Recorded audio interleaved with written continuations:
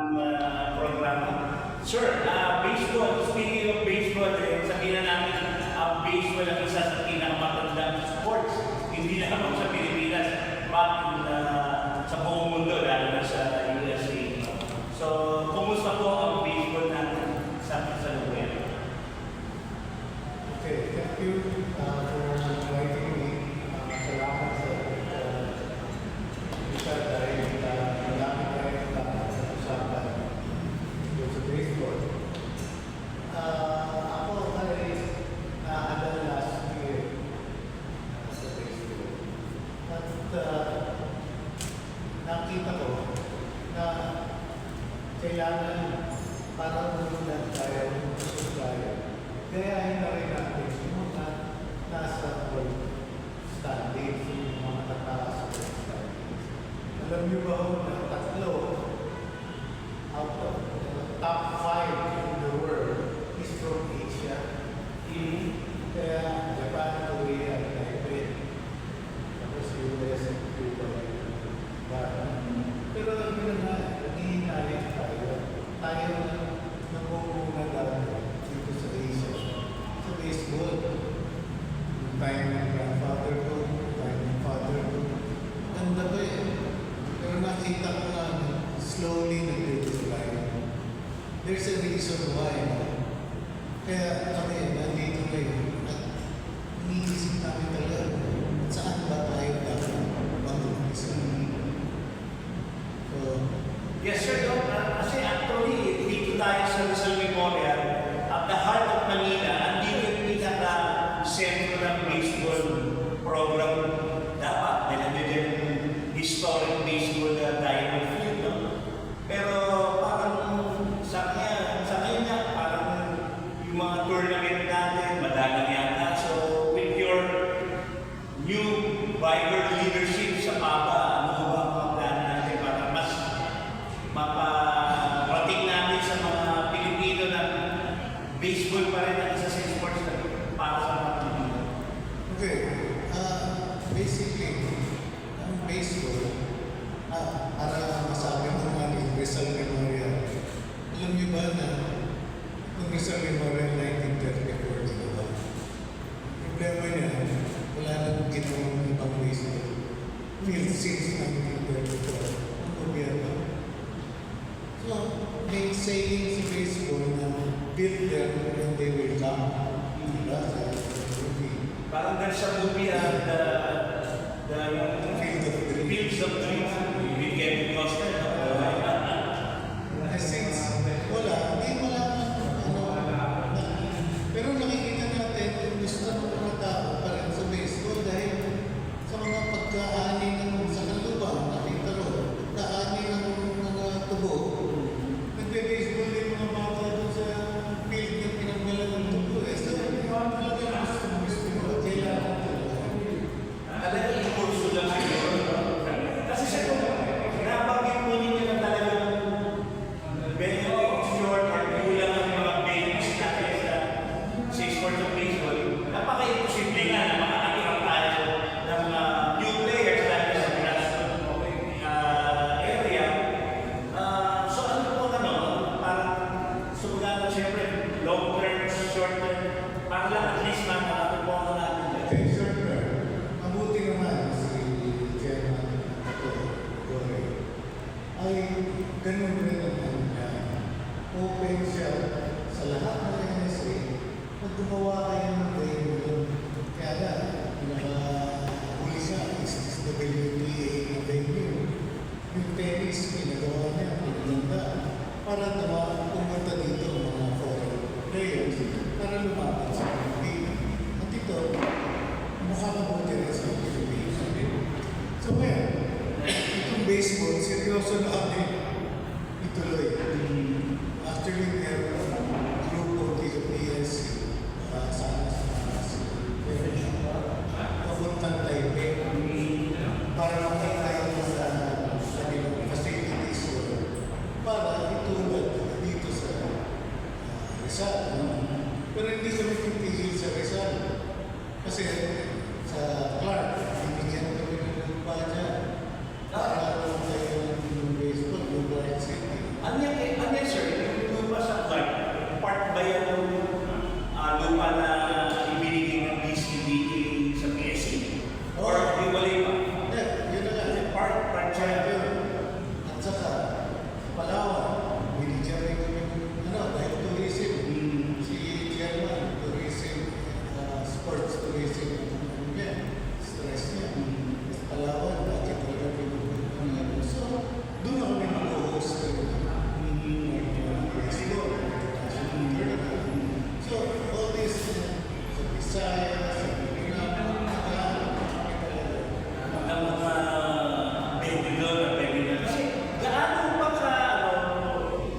Sir Boy, yung venue sa baseball, gaano po kalaki ang halaga ang kakailanganin mo para magkaroon ng sariling baseball stadium? Yung laki na lang ng lupa, medyo mabisag na yun. Kasi, isang baseball field, yung lupa, $1.5 lupa lang. Kaya yung labas, yung pati seats, abot na tayo sa lupa. So, isang field yun.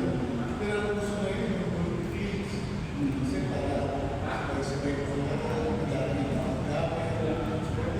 something like that.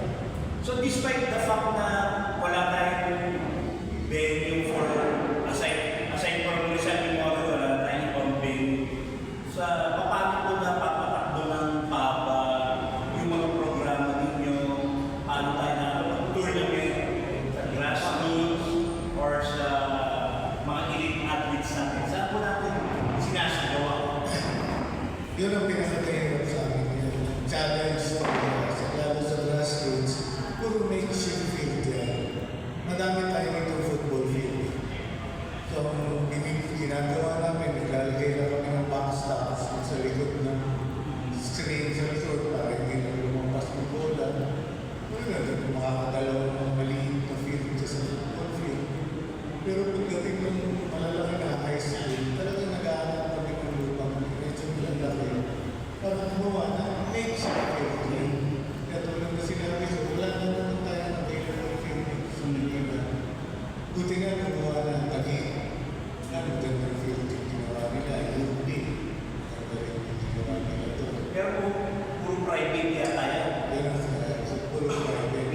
Rizal pala na Ang public. 1934 year. So yung saan po sa New York City, nabisita na naman ninyo yung area. Yung area, So kailan po ang mga possibility na mag-start na ang construction yan? yan, isa sa lupa, may lupa na ngayon, sponsors para magpunta. Tulad ng sinabi ni Pato, give out naming rights no, para yun, maingganyo lalo sila. And then, put up tournaments.